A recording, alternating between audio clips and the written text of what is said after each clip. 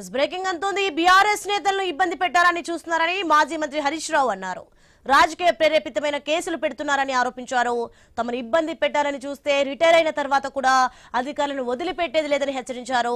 ఇక అధికారులు రేవంత్ రెడ్డి డైరెక్షన్ లో కాకుండా చట్టబద్ధంగా వ్యవహరించాలని సూచించారు. రిటైర్డ్ కాబోతున్న అధికారులను సిట్లో పెట్టి తమను వేధించే ప్రయత్నం చేస్తున్నారని మండిపడ్డారు.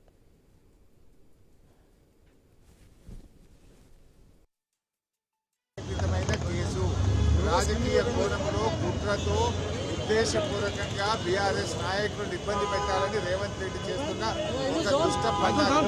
అందువల్ల ఇలా కేటీఆర్ గారు ఈరోజు ధైర్యంగా వెళ్ళారు.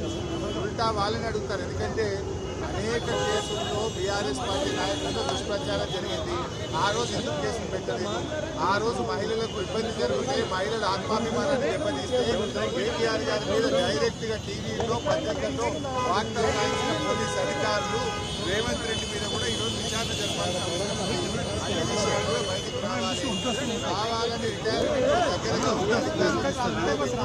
రిటైర్మెంట్ దగ్గరగా ఉన్న అధికారులను ఉపయోగించి ఇవాళ మా మీద రకరకాల ప్రయత్నాలు చేస్తున్నారు. నేను మాత్రం ఒకటే చెప్పదలుచుకున్న అధికారులకు, మీరు అన్యాయంగా వ్యవహరిస్తే, అక్రమంగా వ్యవహరిస్తే, మీరు ఉద్దేశపూర్వకంగా మమ్మల్ని ఇబ్బంది పెట్టాలని ప్రయత్నం చేస్తే, మీరు రిటైర్ అయిన తర్వాత కూడా ఏ పొక్కలో దాక్కుండా సప్త సముద్రాల బయట ఉన్నా మిమ్మల్ని పట్టుకొచ్చి విచారిస్తాము.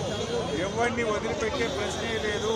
చట్టాన్ని అతిక్రమించిన, న్యాయబద్ధంగా వ్యవహరించకపోయినా, ఉద్దేశపూర్వకంగా తప్పుడు ప్రచారం చేసినా, తప్పుడు లీకులు ఇచ్చిన పోలీసు అధికారులు వదిలిపెట్టే ప్రశ్నే లేదు. అంతకంతకు అనుభవిస్తారు. జాగ్రత్త ఆలోచించుకోండి. రిటైర్ అయినాక మీకు ప్రభుత్వం రేపు వచ్చే బీఆర్ఎస్ ప్రభుత్వం కూడా మీకు సహకరించదు. మీ సొంత డబ్బులతో సొంత లాయర్లు పెట్టుకొని మీరు కేసులు వాదించుకోవాల్సి వస్తుంది.